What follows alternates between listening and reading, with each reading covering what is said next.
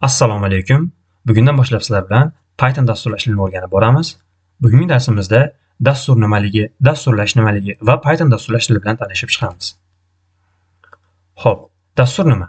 Dastur bu kompyuterga beriladigan buyruqlar ketma-ketligi. Ya'ni siz bironta dasturni oladigan bo'lsangiz, odatda mana shu dasturda ichida kodlar yozilgan bo'ladi. Mana shu kodlar aslida kompyuterga beriladigan buyruqlar ketma-ketligi bo'ladi. Biz bu buyruqda kompyuter nimalar qilishi va nimalar qilmasligi kerakligini yozib chiqqan bo'lamiz. Endi mana shu buyruqlarni berish ketma-ketligi dasturlash jarayoni deb aytilar ekan. Va mana shu jarayonni amalga oshiradigan odam dasturchi bo'ladi. Ya'ni dastur yozayotgan paytda siz o'sha dastur uchun yozayotgan buyruqlar ketma-ketligingizni, ya'ni kodlarni kim yozib chiqar ekan? Dasturchi yozib chiqar ekan. Endi siz dasturlash tilini o'rganar ekansiz, o'zingiz uchun bironta dasturlash tilini tanlashingiz kerak bo'ladi. Bu joyda hozirgi kundagi mashhur dasturlash tillarini ro'yxat keltirilgan. Bular Python, Java, C++, JavaScript, C#, Go kabilar. Aslida dasturlash tillarini ro'yxati juda ham ko'p.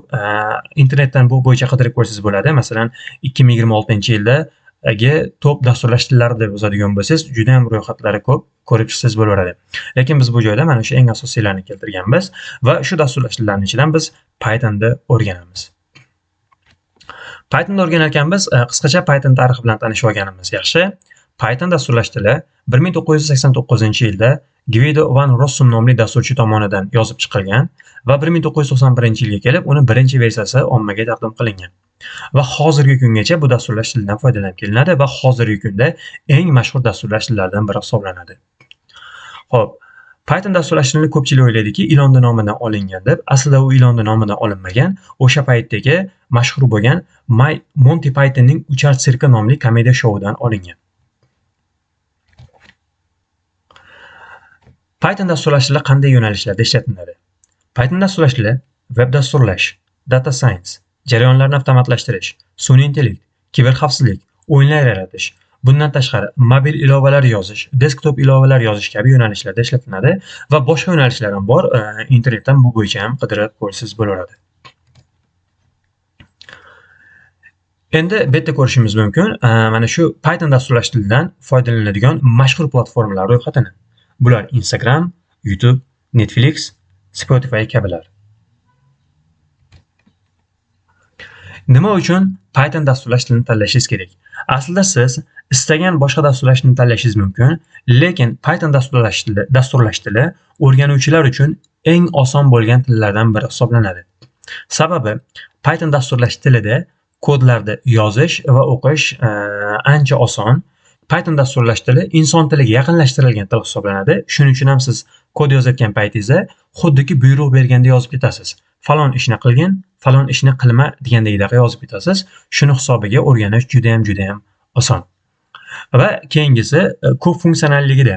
Python dasturlash tili ko'plab sohalarda ishlatilar ekan. Siz Python dasturlashini o'rganganingizdan keyin istalgan yo'nalishingizga yurib ketsangiz bo'laveradi.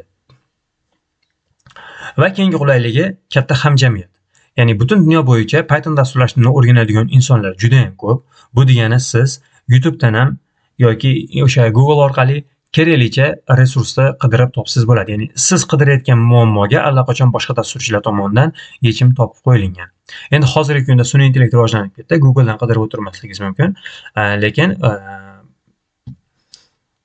yetarlicha, ya'ni siz duch keladigan muammoga yetarlicha yechimlar bor.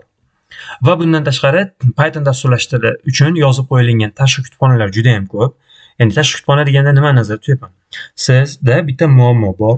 Mana shu muammoni hal qilish uchun taxminan 10 kun vaqt ketadi. Ya'ni bitta dastur yozishingiz kerak. Mana shu dasturda yozib chiqishingiz uchun 10 kun vaqt ketadi. Lekin tayyor yozib qo'yilgan tashqi kutubxonalardan foydalanadigan bo'lsangiz, mana shuni siz bir kunda ham hal qilib olishingiz mumkin. Tashqi kutubxonalar boshqa dasturchilar tomonidan yoziladi. Siz bilan menga o'xshagan dasturchilar tomonidan ular qanaqadir dastur yozayotgan paytda, ya'ni siz yozmoqchi bo'layotgan dasturga o'xshash dastur yozayotgan paytda o'sha nima desak bo'ladi? Tayyor muammolarni hal qiladigan funksiyalarni yozib turib tayyor qilib qo'yadi. Siz uni shunchaki olasizda, o'zingiz kompyuteringizga o'rnatib ishlatib ketaverasiz. Ya'ni tayyor yozib qo'yilgan kodlarni ishlatib ketaverasiz. Hamma narsani noldan yozib o'tirishingiz shart emas. Xo'p, qisqacha mana shu.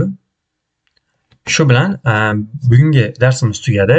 Keyingi darslarda Xudo xolasa Python dasturlashni o'rnatamiz va unda birinchi dasturimizni yozib ko'ramiz.